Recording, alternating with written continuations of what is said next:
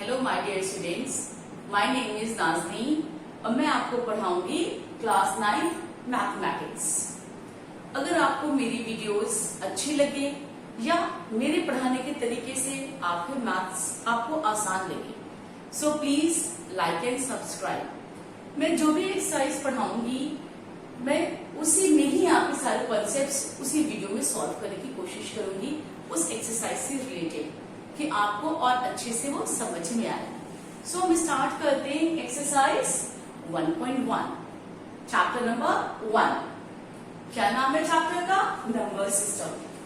तो number system में क्या है, सबसे पहले हमें नंबर्स के बारे में हमारा कॉन्सेप्ट क्लियर होना चाहिए। ये चीजें आपको पता होंगी लेकिन फिर भी मैं एक्सप्लेन करूंगी। First natural number.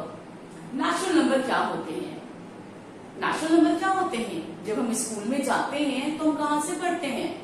नेचुरली हम 1 2 पढ़ते हैं। तो नेचुरल नंबर क्या होगा? 1 से स्टार्ट होते हैं।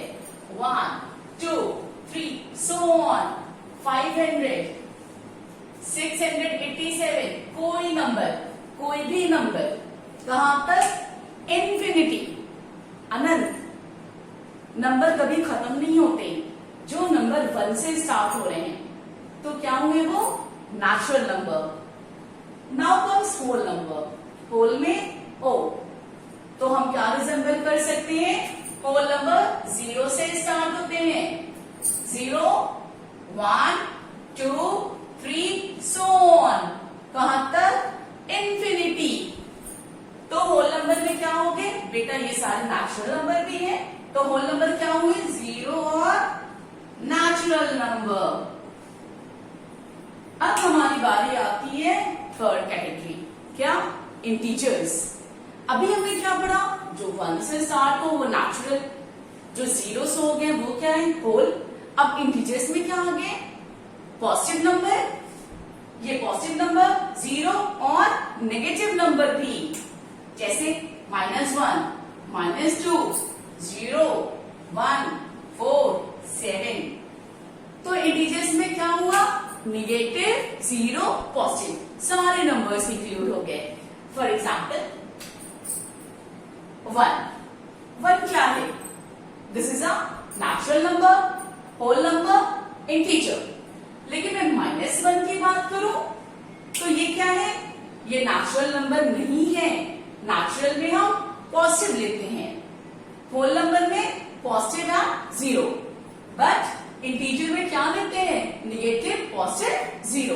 Okay, so -1 is integer. Thank you. Natural number, whole number, integers. अब इनके बाद बारी आती है रैशनल नंबर।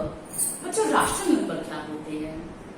ऐसे नंबर जिनको हम p/q फॉर्म में लिख सकें। p/q means p numerator, denominator. दो कंडीशन है इनकी। जो p और q है वो क्या हो सकते हैं? वो नेचुरल नंबर भी हो सकते हैं, होल नंबर भी हो सकते हैं, इंटीजर्स भी हो सकते हैं।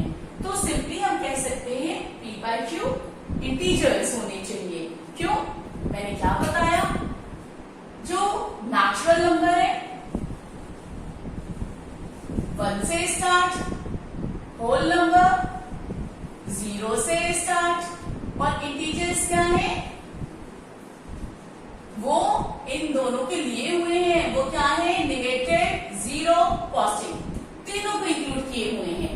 तो हम p/q क्या लिख सकते हैं? इंटीजर्स होने चाहिए। और q कभी भी 0 के बराबर नहीं होना चाहिए। बच्चों अगर हमने q 0 रख दिया, आपने पहले पढ़ा होगा, अगर डिनोमिनेटर 0 है तो क्या होता है? वो नंबर मीनिंगलेस हो जाता है, उसका कोई मतलब ही नहीं हुआ, फिर ये टर्म हमारा मीनिंगलेस हो जाएगा।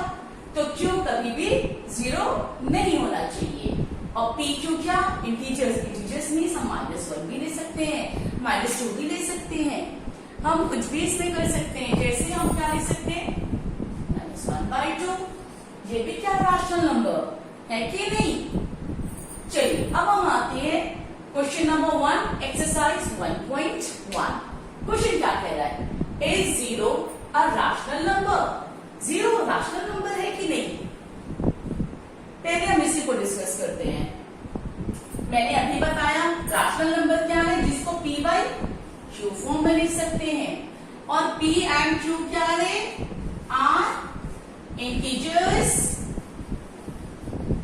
और बच्चों जीरो भी तो इंटीजर है, अगर हमने जीरो लिखा तो जीरो का मतलब क्या, इसको क्या हम 0/1 नहीं लिख सकते हैं, लिख सकते हैं। जैसे मैंने कहा 4, तो this is a natural number, this is a whole number, this is a integer, तो हम क्या 4/1 नहीं लिख सकते हैं।